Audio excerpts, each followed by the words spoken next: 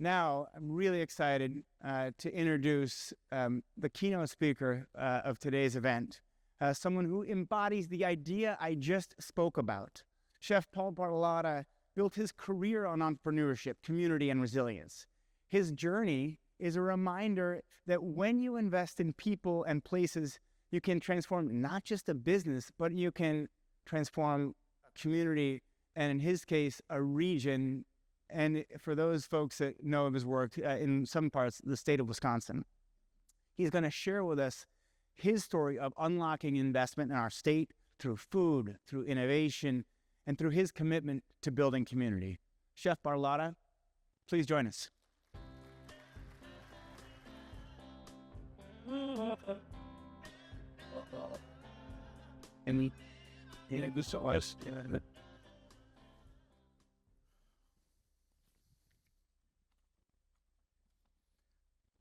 I'm a natural born wanderer, so I'm going to wander around. I can't stand at a podium and talk. As a chef, that doesn't work. What I've learned.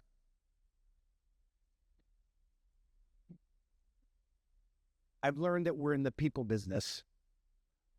We're all in the people business. And I've been blessed by both how I grew up, where I grew up, the parents I had, the neighborhoods that I lived in, and then this whole series of opportunities that just these little doors that opened up, and then it was up to sort of us to push through them. So today, how many of you are familiar with Bartolotta Restaurants at all? Wow, fantastic. Good. Thank you. Thank you for your support. 32 years, I'm still here.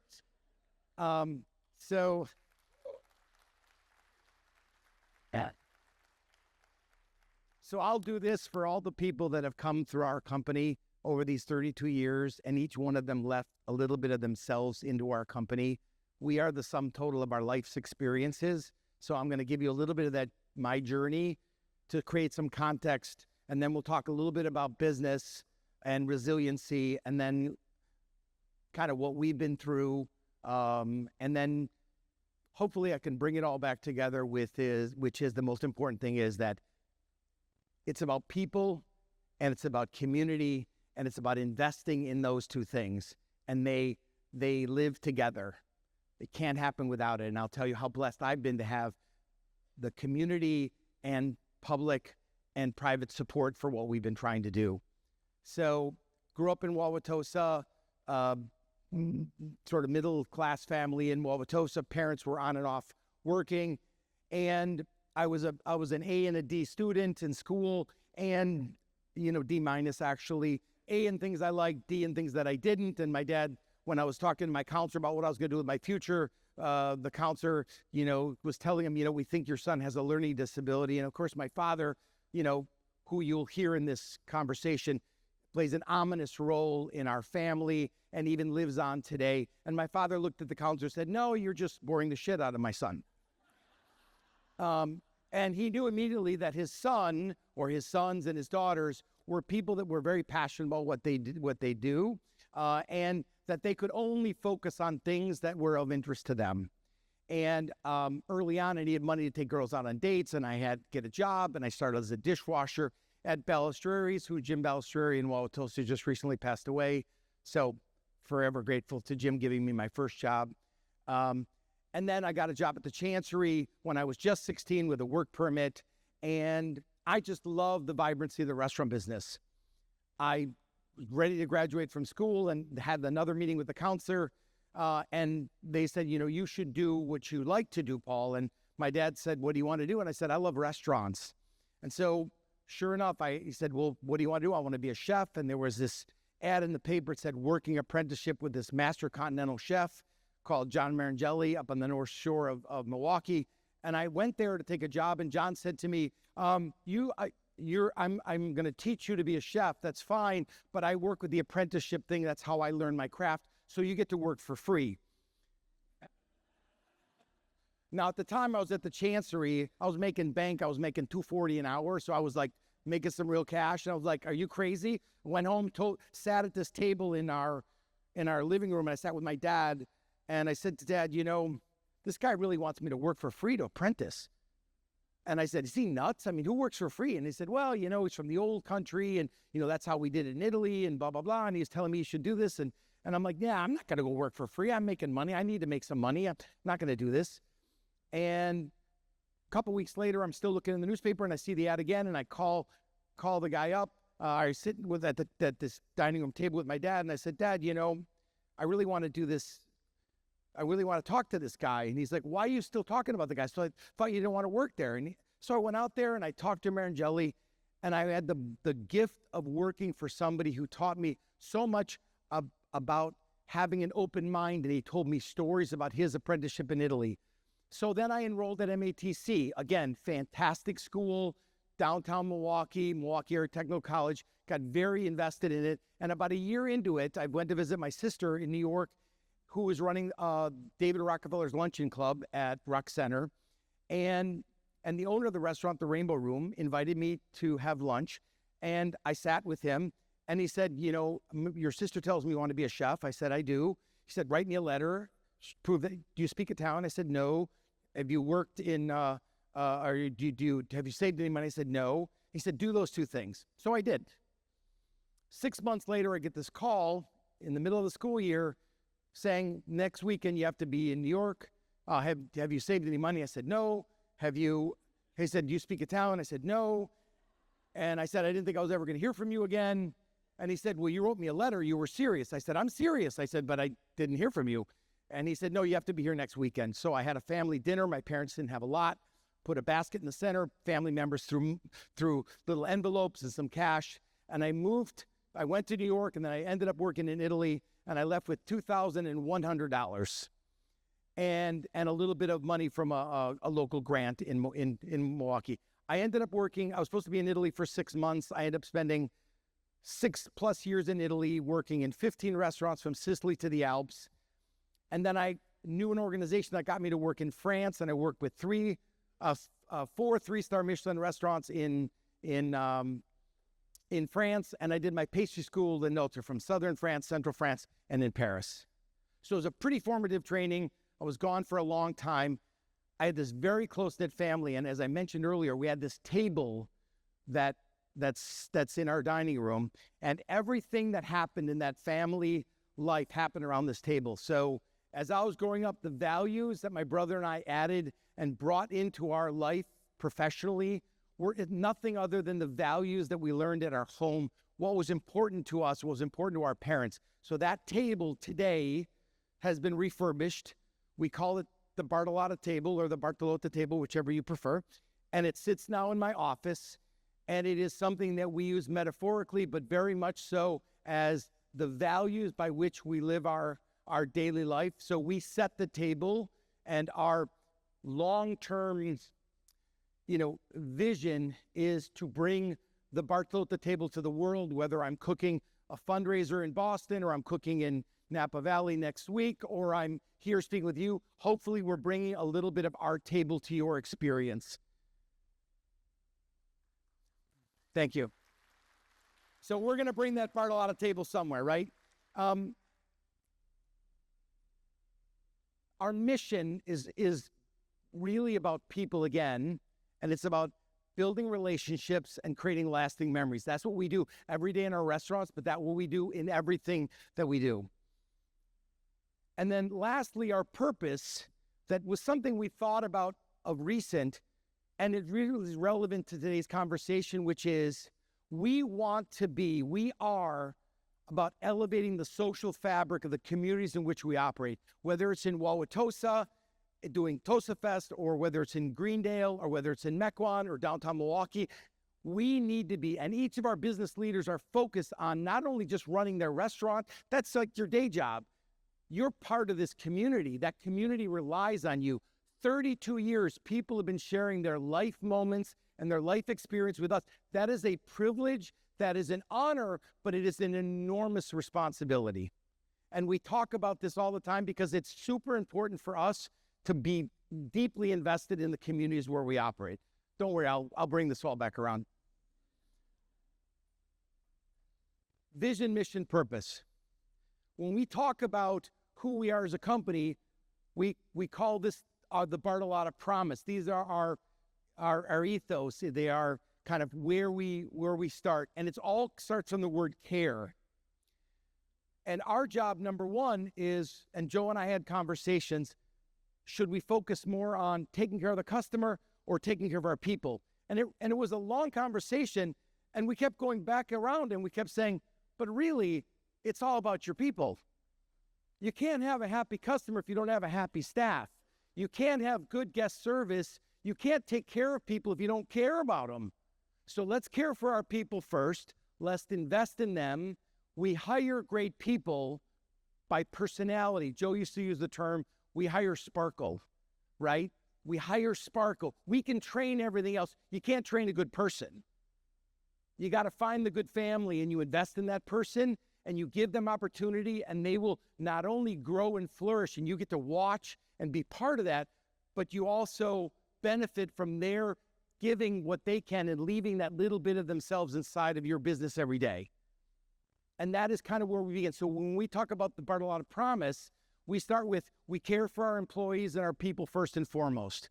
Then we care for our guests. Happy employees, happy guests. Then we care for our stakeholders. And that could be being a good tenant with your landlord, supporting events or things that are going on in their reality and understanding their reality, taking care of your vendors. Don't call the bread guy when the bread isn't great. Call him when the bread is perfectly crispy and there's the perfect amount of salt, so that the next time they're sorting the bread to bring to your restaurant, they're going to pick the best loaves from Bartolotta.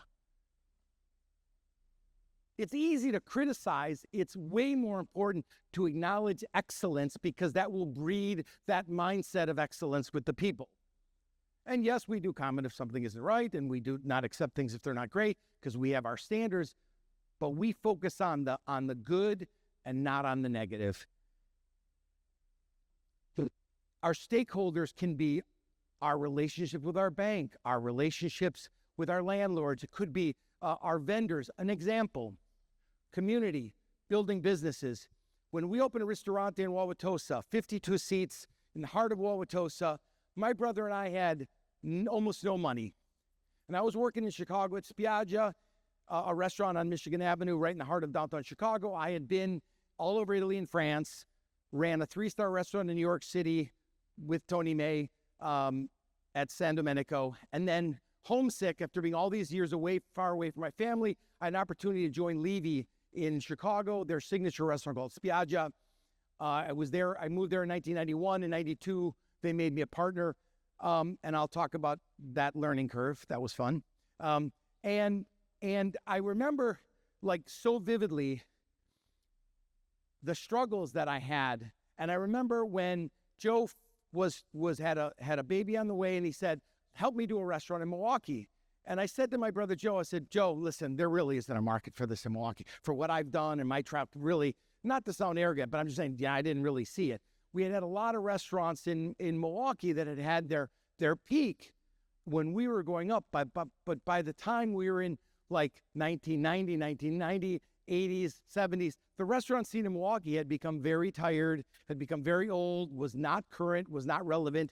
And there were a lot of legacy restaurants that were sort of hanging on. And I said, Joe, if there were a market for it, it would have been done. He goes, Paul, I'm telling you, people are dying for more and better. And to my brother's credit, yet again, so many times, his brilliance, his vision, I said, okay, I'll help. So I said, find a location. Turns out it's right across the street from the Chancery, which is one of my first restaurants. It used to be a place called Harwood's right in downtown Wauwatosa. And my dad, of course, sitting at that table when I drove up from Chicago to talk about it with my brother, my dad said, well, Joe DeRosa owns the restaurant across the street. He's a friend of the family. He gave you one of your first jobs. You know him and his family. The respectful thing to do is to let him know you're thinking about doing this. And I said, Dad, Joe DeRosa, it's great, but it's like a pub, burgers. I said, Dad, well, we're going to do something a little bit different. He goes, Paul, it's the respectful thing to do. Sitting at that Bartolotta table, lessons learned. Go meet with Joe DeRosa and say, hey, Joe, my brother and I show up. And Joe said, have you raised the money? And I just said, well, we're starting. I'm putting in a little bit. My brother has a little bit. But the good news is Wauwatosa Economic Development has given us like a $50,000 loan. And so we're making progress. And they didn't know us from Adam. They looked at our resumes and they said, okay, downtown Wauwatosa 32 years ago was boarded up buildings. Now, little village of Wauwatosa is kind of the envy of a lot of these other villages, whether it be Cedarburg or West Allis. They're all working to want to be better. And whether it was this great job that was done to make it happen, but it did happen because somebody believed and made an investment. Joe DeRosa started it. We were shortly thereafter. So we met with Joe, and Joe DeRosa said, have you raised your money? And Joe and I said, no, not really. And he goes, how much do you think you're going to need? And Joe and I, we were stupid. We'd never opened a restaurant. We're like, I think maybe like $100,000. And he laughs. He's like, you're going to need well over 200. And he said, I'll give you the rest of the money. See that little door open? That was a little door. So we're like, really? And he goes, I'll give you the rest of the money, but I want to make sure you're in the kitchen, Paul, making the food, and Joe, you're in the dining room. And we said, yeah, of course. And I said, but listen, I'm busy in Chicago. I have this big restaurant. I really don't need the money. So I want to help my brother. I want to help my family. It's about family values. And he goes, no, you have to be involved. And I said, I'm going to be involved. It's my brother. I'm going to help. And he's like, no. Joe DeRosa insisted that my brother and I end up with 51% of the equity in the business, and he put up probably 75% of the capital. Who does that? First, we had economic development money. Trust. Nothing else. Trust and a resume. That's it. Local kids growing up. The restaurant used to be Peter Piper Pancake House, and my brother and I, like good Catholics, would skip out of Mass and go eat pancakes. Now it was going to be Ristorante Bartolotta, right? I'm probably going to go to hell for that, but anyway. The pancakes were really good. And so we opened our first restaurant. Story about development, about community, what happens, the catalyst of an investment. So my dad has all of his Italian buddies, and he said, Tony Macchi, my friend, his son, is opening he has a little a company that does produce. Maybe you should talk to him. So I'm getting set up in the kitchen. Peter Macchi comes into the restaurant. Peter says to me, hey, your brother sent me down to get a list of produce. And I said, okay, here's what I need. I need fresh rosemary, fresh thyme, fresh basil, fresh bay leaf. And he looks at me and he goes, Paul, maybe you cook with that in Chicago. And he goes, but this is Milwaukee. So I tapped him on the shoulder. I'm like, start driving. There you go. At the time, I don't know exactly, but he probably had 2 vans and a little warehouse. Today, he's got 18 trucks, hundreds of employees, and he furnishes all 20 of our businesses, and he supplies a lot of other restaurants, and it just goes to show you the line that can be created when you make the smallest belief and investment in people. And when we call Peter and we say we need something, and I'll tell you when I called him. So as many of you know, how many of you knew my brother Joe? So my brother Joe passed away in 2019. I was obviously with my restaurant in Las Vegas at Wynn, building these restaurants with my brother. It was a horrible day. I was with him the day before, flew to Italy to be with my wife and daughter, and I got the call. And it was a pretty horrible thing to get on a Zoom call and tell everybody who loved my brother, no one more than me and my sister and everybody else, but my brother was an incredibly iconic, larger-than-life guy. And to his credit, he was the face of the company. He really lived it every day, and we would not be here if it were not for his vision and his personality and his love of people. And it kind of ran through everything that we've done. And so my job today is to prepare this company for the future, but to build on that legacy that my brother led here in Milwaukee. I had something to do with it, yes, of course, but truly my brother and his vision and his heart is everywhere in our restaurants. And our job is to make sure it stays alive and well. There are pictures of him everywhere, and we think about him, and he remains center to our values. And that table, all the good and difficult conversations that sits in my office, I had many a Christmas and a Thanksgiving and meal at that table, but all the very difficult conversations and the positive and negative news that we had at that table. And so we opened our first restaurant in Wauwatosa, and things grew. Then we had an opportunity my brother said, this place is so small. I kind of built myself a job. I'm like, well, Joe, I'm really busy in Chicago. What do you want to do? He's like, I don't know, but I can't make enough money. It's too small. And we have good people here. Here's the key word. We have good people here. And what opportunity can I offer them now if all we're going to do is this? Growth helps everyone. It creates career pathing. It creates opportunity. And so I said, okay, go find another location. A few weeks later, he calls me up and he says, I think I found this great place. I said, when are you going to be in Milwaukee again? And I said, I'm coming up tomorrow. See mom and dad and see you. Check on the restaurant. He's like, okay, meet me at this address. It happened to be this little parking lot at 3133 Newbury Boulevard in Lake Park. That was our second restaurant, Lake Park Bistro. And here we are peering in the windows, this enormous building, not in the best shape, actually, county property, part of the parks, having a little economic difficulty at the time. That restaurant now today is 30 years old a week ago, Lake Park Bistro. And Joe and I are looking in the window. Thank you. Again, that applause is for all the people who have come through and left a little bit of themselves, and that is for all the people like yourselves. If you've dined there and supported us, we are grateful. So thank you. So we are peering in the window, and we're thinking, okay, and then we're walking away, and I look back at the building, and Joe's like, if we do a bigger Ristorante Bartolotta, I'm telling you, this will be even bigger and better than the one in Toronto. And I said, Joe, I really view this as a French bistro. And of course, my brother's like, but we're Italian. And I said, I know, Joe, but what are we going to do? Italian food our whole life? I just got back from this travels in Italy and France. Let's do something French. Rustic Italian food, rustic French food. Wouldn't it kind of be similar? He's like, show me about this. So I showed him some of the dishes. We talked about the idea. And of course, how does it happen? Well, we find SBA funding. Wouldn't have happened without it. We found a family friend that gave us a little seed capital because we still were just finishing it off. Joe DeRosa, after 18 months, called us and said, I'm so proud of what you guys have done. I want you to buy me out. And because the restaurant was doing so well, we were able to do so in less than a 2-year window after we opened, which is unheard of for restaurants. Now, I would like to say to you that our economic strategy was so great that we understood that the multiple on investment was you invest $200,000 to build a restaurant, and you do $800,000 in revenue. So you say, okay, it's a 4 times multiple. I'm doing great. We didn't know any of that. I mean, when I was going to culinary school, I was thinking about mousse and souffle and ravioli, tortellini.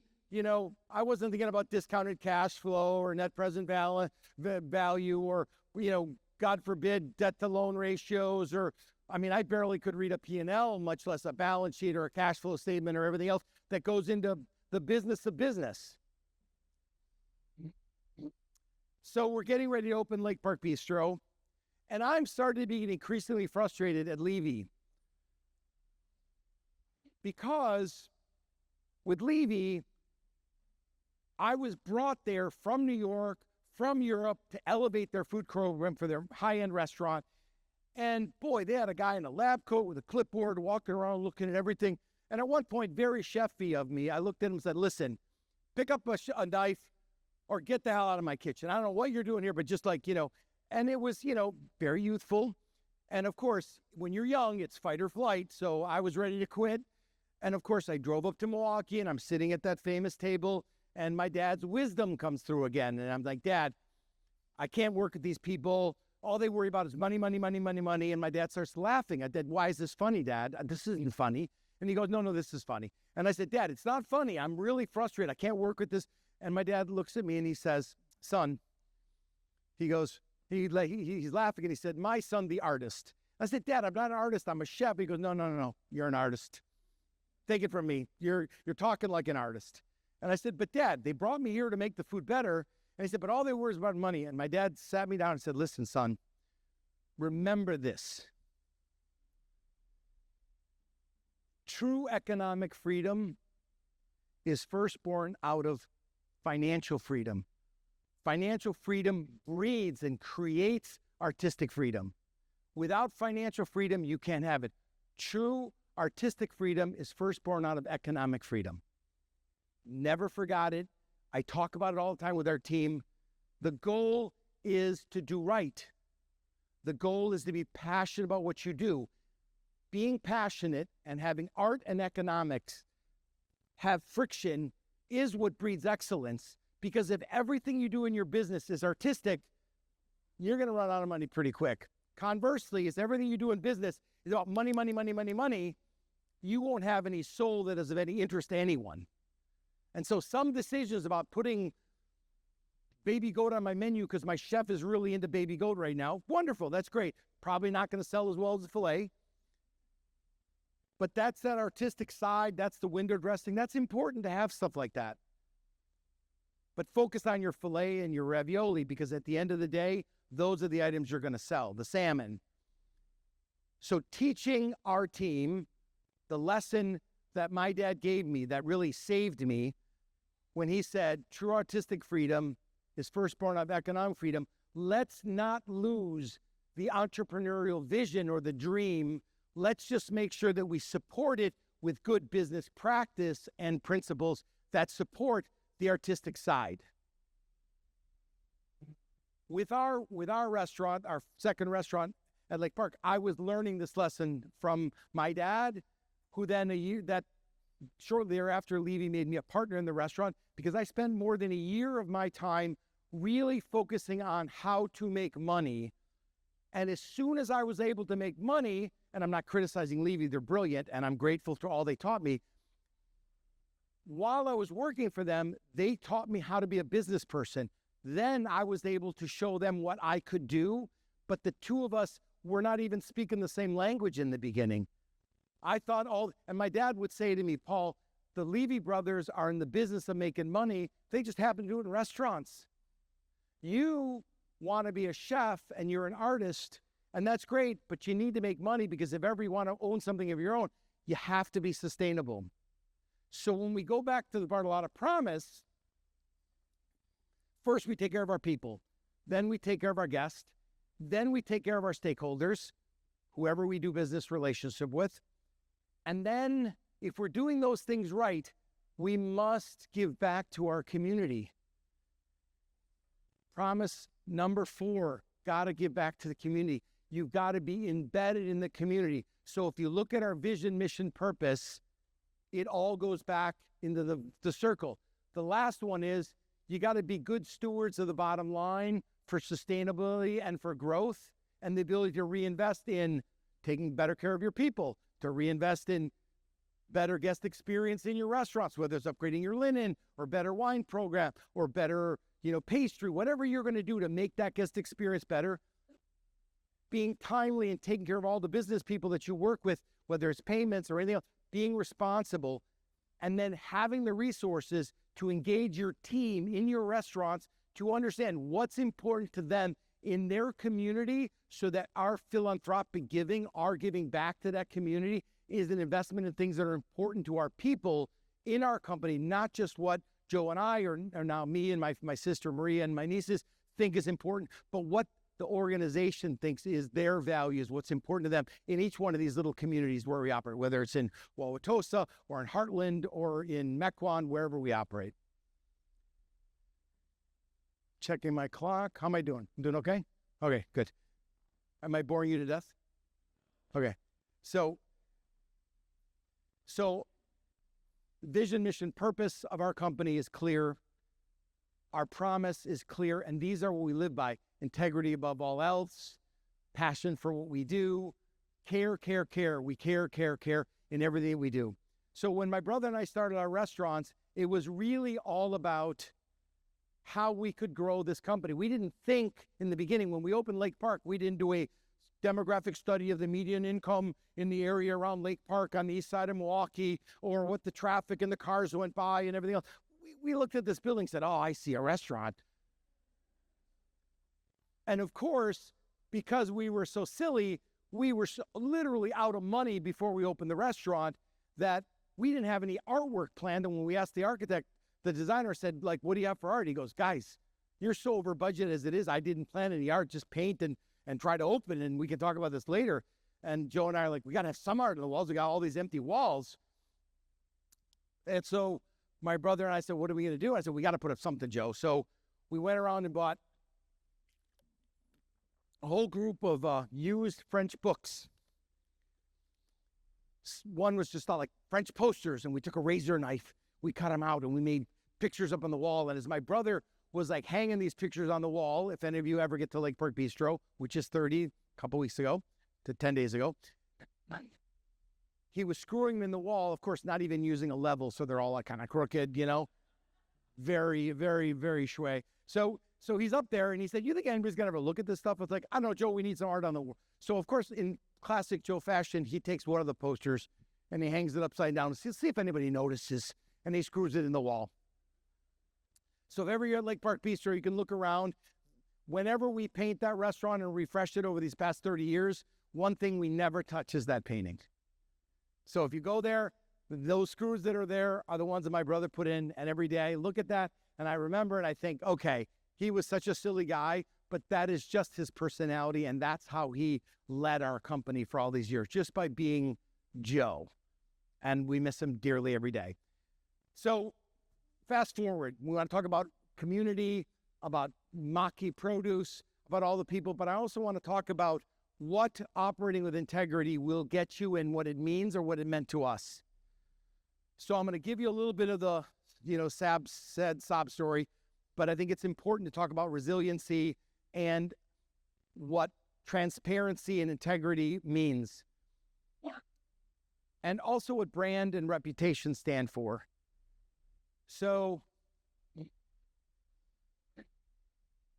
my brother passed in April of 19. It took us, normal time to go through the business estate and all the other sort of stuff, trust and estate and everything else, valuations. The full acquisition of the company from the company resources and my own personal resources for my brother's equity, we had a buy-sell agreement that basically said that if Joe were to pass away, I would have to buy all of his equity. If I passed away, he would have to buy all my equity. We knew that he wanted to stay initially with the two of us no matter what. That's about as far as we got at that point. And so, of course, when my brother passed, I had this obligation, stopped my activities in Vegas, and my wife and daughter were living in Florence, and I brought everybody back home. My dad used to say all of us at that famous table, the Bartolotta table, home is a place that you don't run from. It's a place you can always come back to. And so for me, I had the luxury of being in Italy and France and New York and Chicago and Vegas. And what I tell people when I talk about business is I learned more about operating business in Milwaukee than any place else. And coming back here to me was incredibly natural. People were saying, well, do you know your way around the city? I'm like, what are you guys talking about? I've been involved with this. My brother was the face. And I was operating in other markets, so I was funneling up all my chefs to run the restaurants. So I knew my brother and his brother, whether it be Juan or Adam or John Karicki or Ted Gilbert, just all these chefs that I would bring up here, Pascal, that I would send up here to work, that had worked with me in Chicago. And the reality is during that time, as I was funneling these people up, I had the luxury to travel. And then when my brother passed away and I came back and I acquired the equity, it took until about February 24th, not to be too precise, of 2020 to actually acquire the company. So a big chunk of money went out, another big chunk of money went out for my personal, and here we go. 2 weeks later, the world ended. My restaurant in Vegas, I imported about 1.5 tons of fish from the Mediterranean, so I had deep roots in Italy. And one of my fish vendors in Bergamo and one in Milano were calling me, telling me what's going on with this COVID thing. And so I actually closed all my restaurants before the governor closed us because I was terrified about my number one value, my most valuable asset, my people. I was hearing what was happening directly in Italy, where it was at its epicenter. It's worse in northern Italy. And I was mortified. And I started seeing what was happening and listening to the news and saying, guys, maybe we just take a week or two. We can just take a deep breath. Everybody stay home. Let's figure out what's going on here. We didn't know. Nobody knew. but values drive your decision. So what did I do? A week later, governor closed us. We were down for 6 months, plus or minus. And the coffers were pretty lean at that point. Personal money went out, company money went out. There was not a lot there. And my company had about $3 million worth of payables the day I turned the faucets off. We're a cash flow business. We're a low asset business, so it's all cash flow. And not only did I not have the money to even get near the $3 million in our cycle, so as I explain to people all the time, Keith Trafton, our CEO, former CFO, he's a recovering accountant, he says, this is the Keith Trafton Bartolotta curve. So we have our most money in January, is like February, March, April. It goes down to about, St. Patty's, we're at our lowest. Then we have wedding season and summer business. Then we have a little bit of fall drop. And then December's amazing, and we sell gift cards and so on and so forth. We were already at the bottom of that trough when the world ended. We had made these big commitments, and there was not a lot of there. And first decision we made was we keep our salaried employees employed, and we lay off our staff. Because I asked them, how long can we do this, stay closed, and keep paying our salaried employees and cover their health care? And he said, a bit. And then a few weeks later, I said, how much longer can we do this? He goes, we're done. So at the time, my niece, my brother's daughter, was working in the company. And at that moment, we laid off 958 employees. We went down to 12. I call them the apostles. I feel like they were. They were at half salary. I was at 0 for almost 2 years. And shortly after my brother passed, I remember calling a winemaker in Italy, and I said, 26th generation winemaker, 2 of their family members were popes. We all have that kind of life, right? Sure. So I called Marchese and I said, listen, talk to me about family transition. You have figured it out. He goes, I can figure out nothing about family business and family transition. He goes, all I can tell you is this, Paul. The only advice I will give you that I got from my grandfather, that I got from my dad, is simply this. No matter what, you save the company. No one will like your decisions, and you have to just accept that. You have a lot of mouths to feed. I've got a big family, as I'm sure you do as well. And by family, I don't mean merely my blood relatives, my people. Our family of employees are family to us. We have currently back working about 1,000 people right now. And they're my responsibility. The decisions that we make affect their lives, their families, their car payments, their mortgages, their decisions about school for their kids. For 32 years, we have watched people get married and grow up, have kids. We have watched it all. And the other night at Lake Park, I had a family that was having dinner, 4 generations. A 90-year-old great-grandmother, her daughter, and their great-grandkids, all at one table having dinner. Incredible experience for me to see. And we have people literally who put in their wills that they want their celebration of life in our restaurants. It happens. It happens all the time. That is because of the people that we take care of. So when we went down from 980 people, 958 or 985 people down to like 12, we also had a big debt to pay, and we called every one of our vendors, from Maki to Cisco to every one of them, and said, no, there. We have a plan. It's not a great plan, but it's a plan. We'll pay you 10% for 10 months to get you caught up. We simply can't afford to pay interest on that money. We'll choke on it in the 10 months. We borrowed a bunch of money. Why do we live in the greatest country in the world? Because there was such a thing as PPP. Because I would have 1,000 people gone. We would have been 0 without it. EIDL loans, life-saving, gave us a little capital to reopen.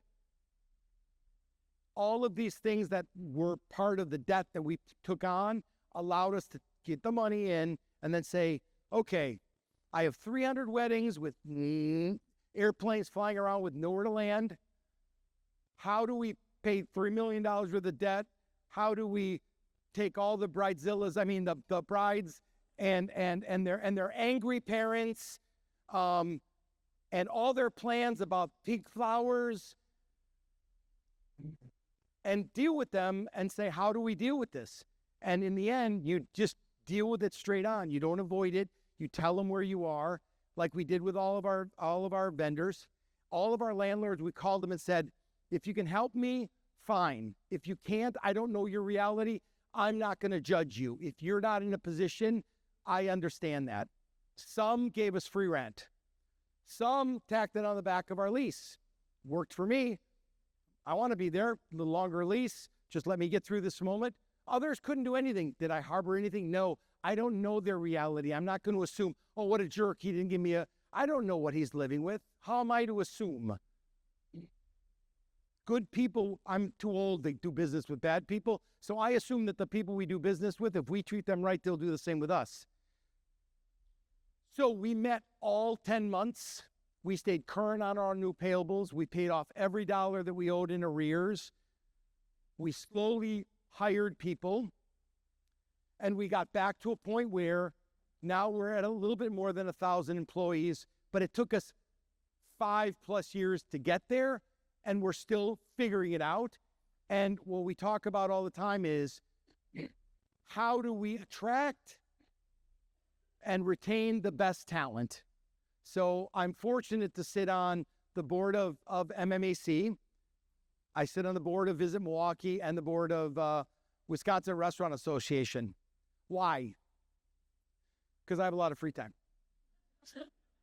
No, because in order for me to make good business decisions, selfishly for my company, I also need to make sure that the decisions I make are good decisions for the community, for the development of this community. So prior to my brother's passing, when we were lobbying to get the DNC to come to do their convention here, we did everything we could to get them to come here. And they signed on and they did. COVID happened, it didn't happen, okay? I worked equally as diligently, maybe even more, to get the RNC here, and we were honored to be able to do the closing dinner at our restaurant. And of course, to the Republicans, for any of you that were made, there are a few people that might be in the room that were there, I remember saying to them, I know you're going to choose Milwaukee for your convention. You want to know why? Because you're too smart not to. Because in Milwaukee, we are ready for you. We want you. Now, I had Democratic people and Republican people, and with my mask policy, you're a Democrat, you're a Republican. You know, I'm in the Green Party. I'm in the party of running my business and taking care of my people, and I wanted Milwaukee to be visible to the world. That was important to me. And so there were some of my restaurant friends like, oh, I didn't get enough catering. I didn't get enough business. What is wrong with like 45 to 50,000 visitors coming into our city to experience our great city and our region? What's wrong with a couple $100 million of economic investment that came from some other state depositing in our economy? Gee, that's terrible for Wisconsin. What were we thinking? Politics aside, we are about investing in community and investing in people. As I started in the beginning, we are in the people business. You all are in the business, the people business. You all are in the business of creating opportunity. So what I'm here to ask of you is this. I'm telling you my story not because I want to talk about my reality. I want you to understand that everything that has happened to us has been painful and wonderful at the same time, and both of them are imposters. Both of them are things that happen in life every single day. Believe in the opportunities, have the vision. Obviously, don't fly without a net, of course, but there was a time where Milwaukee was really very stagnant. And my dad, who was a very big visionary in the arts, he ran the Pabst Theater, ran the Performing Arts Center. He was very active in the Italian Community Center and about developing the Italian community, all things that were important to him. And everything that he taught us was about giving back and doing right by people. And so there's a lot of growth that needs to happen. MABC is focused on improving education. All these things are investments that we need to be doing to make our entire society a better society. So wherever you guys are operating in your zip codes, take chances, invest in people, read the people. My brother would say, we hire Sparkle.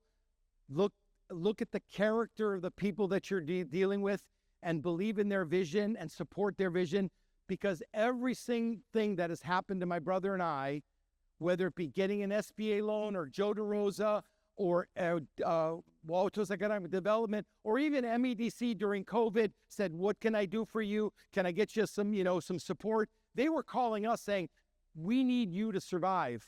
Milwaukeeans were buying gift cards and saying, I'm buying gift cards because you need to survive this. That's what Milwaukee did for us. So each thing that we do was part of this investment in our community. And then lastly, how do I make a difference? So when I moved back here in 2019, I said, how do I introduce myself? I'm here, but everybody knew Joe, not everybody knew me. And I had been a judge on Top Chef in 2009. I had been a judge in 2012 and 14 in Hawaii and Singapore. And so let's talk about community. Let's talk about investment. I called Joel Brennan.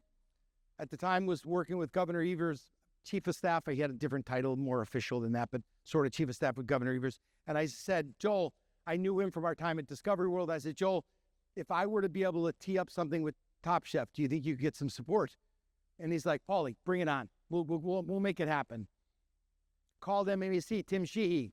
Tim, if we were to be able to bring Top Chef here to do a season. So when I talked to the Top Chef people, they were thinking, let's do Midwest. Let's do like Minneapolis, Milwaukee, Detroit. I'm like, no. When I talked to them, I said, we want everything to be in Wisconsin, whole thing. I'm like, Paul, that's a pretty big ask. You know what this is going to cost? I said, tell me what you need and I'll see if I can get it done. I don't make no promises. Tell me what you need. And whether it was Wisconsin Economic Development dollars or Ann at Sayers at Tourism and Governor Evers or County Executive Crowley or Visit Milwaukee, Peggy Williams-Smith, who carried it across the finish line, her and her team, phenomenal job what they do to promote our area. All these people got together, and then Madison wanted to get involved, and then it was Door County wanted to get involved, and then Cranberry and Derry, and everybody wanted to get involved, and everybody in Wisconsin showed up. And then I had people calling me from Italy, not talking about COVID, saying, oh my God, I saw the convention. Oh my God, I saw Top Chef. Man, Milwaukee, Wisconsin, I had no idea. And I said, exactly. Our job is to create a reason for people to want to come here and deposit their capital. And our job is to make sure we create a city, Milwaukee, I speak not disrespectfully to the rest of the community, but I obviously live and operate in Milwaukee, but to create a place in each one of our cities, whether it's a little hamlet or a big city, it doesn't matter. It only matters that we're moving forward, that we have momentum, that we keep pushing development and opportunity for people who have a vision, and that we're investing in the right kind of people so these things happen and we attract. The value of getting Top Chef to Milwaukee is immeasurable. I have all these people who knew me from like Vegas and New York and Chicago. Like, I didn't know you were in Milwaukee. I had no idea about your restaurants. I wasn't like championing it. I'm not very good at marketing. So I wasn't very good even in my time in Vegas talking about it. Because early on, Joe and I didn't want to talk about it when I was in Chicago because we didn't want to draw anybody from Chicago to compete. So we were very quiet about staying up in Milwaukee. But now, all of a sudden, I realized, how can I make a difference? How can we make a difference? It's investing in new things that are going to happen. RNC, DNC, or anything that we do is about investing in the community. So please continue to be courageous and invest in people and invest in the future of our state. I could not be more proud to be Wisconsin. With all the crap that's going on both coasts, we're looking really good on Lake Michigan right now. We're looking really good in Wisconsin. All right? So it's been at 0 minutes for a couple minutes, so I ran over. I know you have an aggressive program. I am honored to have been invited here. I'm a proud Wauwatosan, Milwaukeean, Wisconsinite, and you all should be equally as proud. I'm proud to be here with you. And for 32 years, Milwaukee and Wisconsin, from all of you guys raised your hands from all over the state. What a privilege, what an honor. And I can speak on behalf of my entire family. We are grateful, and we will continue to work every day to deliver on the Bartolotta promise to you and bring the Bartolotta table to the world. So thank you. Super proud.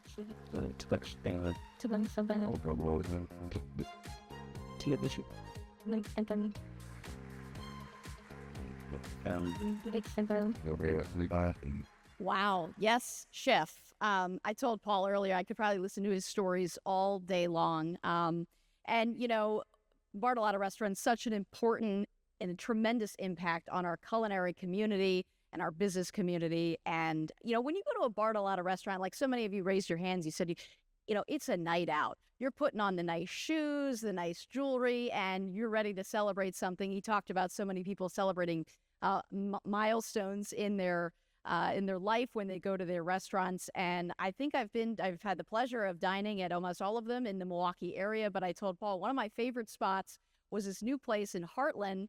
This past summer, my husband and I went out there, Nagawica Lake, the Commodore, and, you know, many waiters and the wait staff coming over, and they said, "Are we celebrating anything tonight?" And we said, "This is a kid-free dinner, okay?" And we toasted with a glass of champagne to that. So, Paul, thank you for giving us that little slice of heaven for so many of us.